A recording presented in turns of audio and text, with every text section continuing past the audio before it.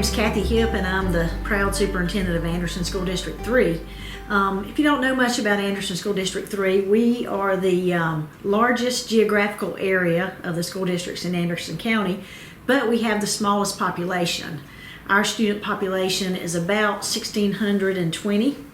We have 5 schools, 3 elementary, Ive Elementary, Star Elementary, and Flat Rock Elementary. We have 1 middle school, Star Ive Middle School, and we have 1 high school, Crescent High School. In our district, we are proud of many things that we do because we think we're focused on children and we try to give them the best we can every day. Last year, we had the opportunity to open some new facilities. We opened a new FFA arena where we have 1 major event and several smaller events throughout the school year.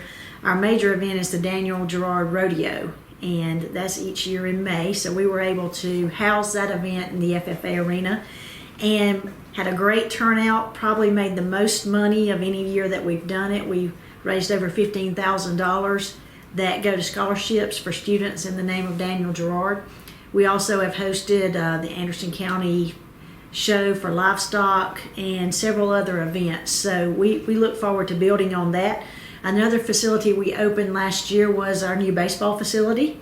This is the first time we've had that facility on campus, and it's beautiful. Our guys got to play on it, and I don't think it's a coincidence. It's the first time in about 12 years that our baseball team has made the playoffs. And so you build places that kids have pride in, and I can't prove there's a direct correlation to that, but it was one of our better seasons. We were runner-up in the region and have a lot to build on. Academically, we have started expanding last year our STEM program, science, technology, engineering, and math. And we're also doing, like a lot of districts, adding that A to STEM and having it STEAM, bringing the arts in. With that, we've expanded our robotics at middle school last year by adding a Gateway to Technology lab through some grant money from Timken, some grant money from Bosch and Electrolux. And what we're doing with that to carry forward this year is actually adding more Gateway classes, adding more robotics teams and competitions. We've pushed some of that down to our middle school, from our middle school to our elementary schools. We started that this summer with a 3-week STEM camp where we invited rising 5th graders and rising 8th graders to a 3-week experience. Robotics, they took some field trips to the fish hatchery to bring in the wildlife component, went to Bosch, went to BMW, the AMED Life Flight helicopter came down, they talked to those attendees with it. So it has been a real good experience for our students to build to that STEM focus that we have. In the arts area, we've really done some work with the penny sales tax to upgrade our band. We had some instruments that were probably 30 years old, some of the bigger instruments like the tubas and the French horns. And so we were able, with the generosity of our board and the penny sales tax, to put $30,000 this year just into instruments to upgrade that, and then to allocate every year at least $6,000 above and beyond their budget to expand those instruments. So we're doing a lot with the arts there. Another thing we're doing with the arts component of that STEAM is we're working to offer an art credit in our middle school so that students can go ahead and get that initial art credit. And so as they transition to the high school, hopefully by the time they're seniors, we'll be able to offer an AP visual arts offering that they can articulate into. So we're really excited about the arts area and the STEM area. As we transition into this year, each elementary school is going to have a STEM focus by having a dedicated STEM-related arts time that students will cycle through as a part of their related arts. And so we think that's so important, getting that STEM component in the earlier grade levels, and so that we can carry it all the way through, because that's so much career focus is based on STEM.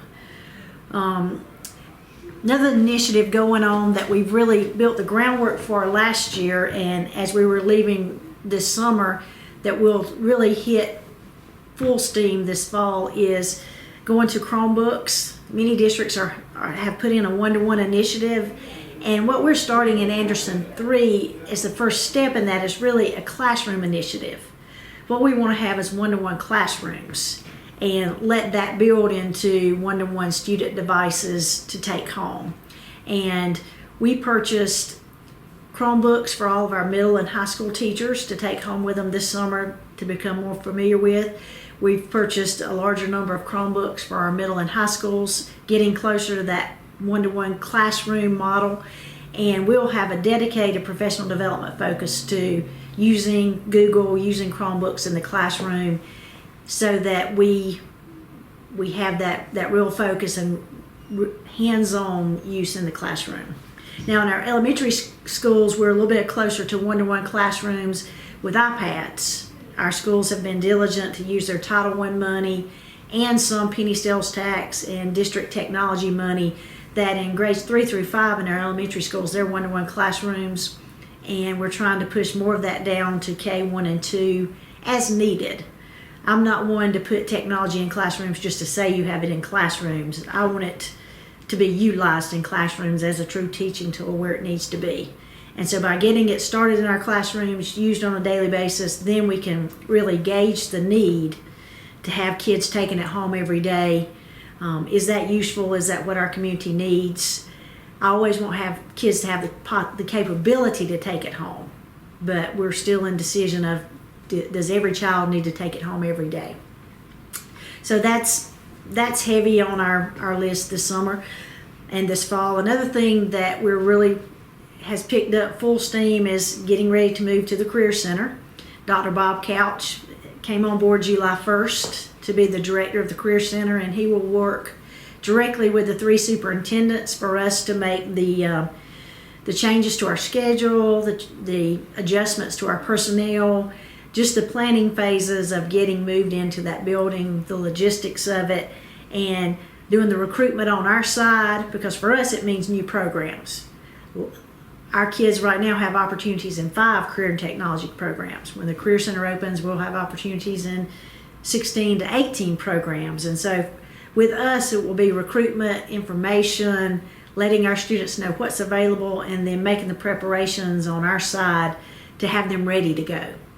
We've pushed a couple of the courses down into our middle schools to have our students ready to make the transition a little bit quicker in high school to get to the Career Center. Another thing I'd like to focus on, because I think it has been a focus of Anderson 3 and an important area of emphasis with our board, is security and safety in our buildings. We, for the last 3 years, have had a partnership with the Iowa Police Department to provide school resource officers in all of our schools. And every year this program gets better, but I think in a community such as ours, to have our local people in our schools means so much. One thing it gives us definitely is quick response time, because they're right there. They're our local police department. They work under the jurisdiction of Anderson County and with Anderson County's blessing, but outside of the school day, if we need something in a building, if an alarm goes off, they're right there to answer it. They have access to the building. They have access to the cameras to see what's going on. During the school day, our parents recognize them, our students recognize them. They're just a part of the school culture just like anybody else. But they do give us that added layer of security that we need, and I'm very proud that our board saw the need many years ago to put a resource officer in every building. Some other things we've done with security to make sure that our schools are as safe as possible. Last year we bought school check-in systems so that when anybody comes into a school, they bring their license. The license is run against the sex offenders checklist, and it's just a way for us to make sure that people coming into our buildings are as safe and have been screened as much as possible. We also added a layer of security with our work order system, that any type of maintenance type issue that comes up, if it's tagged as a security issue, it automatically moves to the top of the list. So if a window lock is broken and needs to be repaired, that's a security issue. So it goes to the top to get first attention. in looking at our facilities from a state safety standpoint, there was a concern about a location of a playground, that it was very close to the road. So during the summer, we have actually built a new playground at Ive Elementary that's more enclosed by the building. We left the existing playground, so it is there available for community and outside of school time, but our children will actually be closer to the building. And so again, it goes back to the commitment. As much as possible, we're doing everything we can to make a safe, secure environment for our students, because they have to be safe first. Once they're safe, then we think we can teach them. So that's been a focus. One thing I left out in our what's going on is probably the biggest new thing this year is our new athletic field house. That is 15,621 square feet. And it is an athletic field house because it will serve everybody. But it will be a new weight room, more than twice the size we had, a new wrestling room, locker rooms for males and females, training room.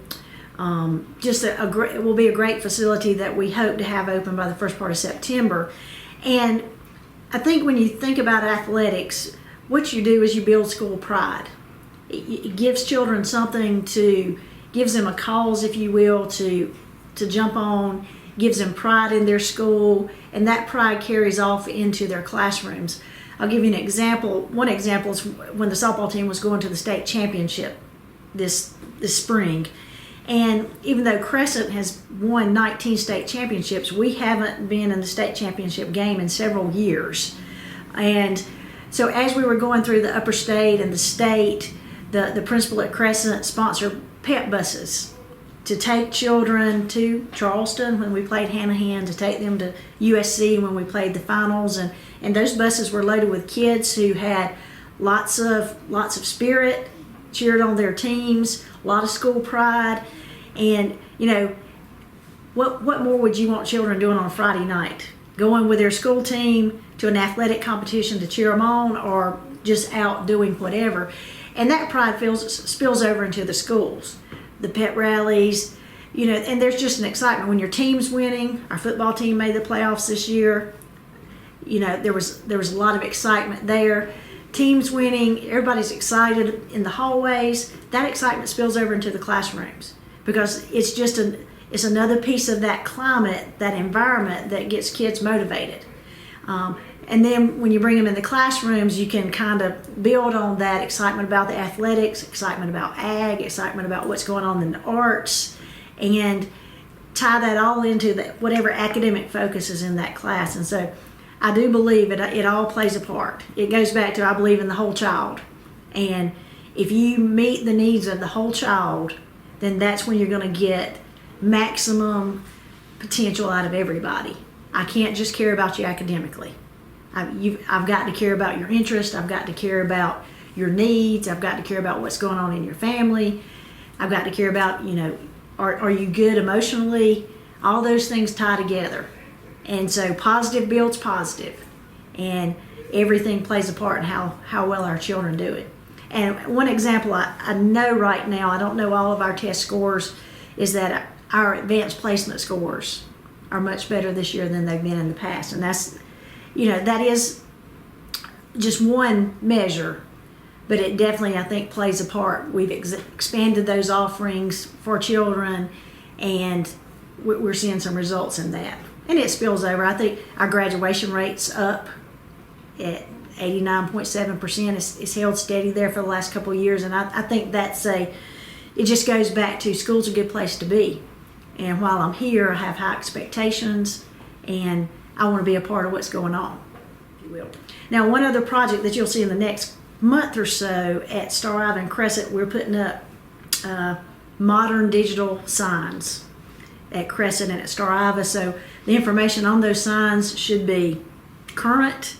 It'll be much more attractive, eye-catching, but you'll see a major difference at those entrances in the next month or so. Well, one way is to go to our website. We try to keep the district website and the school websites current. Another thing to do, and this is probably the charm of a smaller district, you can call our office and I'll talk to you. One of our assistants will talk to you, answer any questions that you have about the district. there's a certain school you want to see because your child's that age, you can call the principal, you can call the guidance counselor, they'll take you through. So, electronic, I think, is the first means because it's easy to do that on the internet. Email us from our contact information there, but you can definitely call us. We are also in the chamber guide and publications like that. But the best way to get in contact with me first is email, and then second is a phone call. We'll answer it, we'll talk to you, and we'll show you the great things we're doing.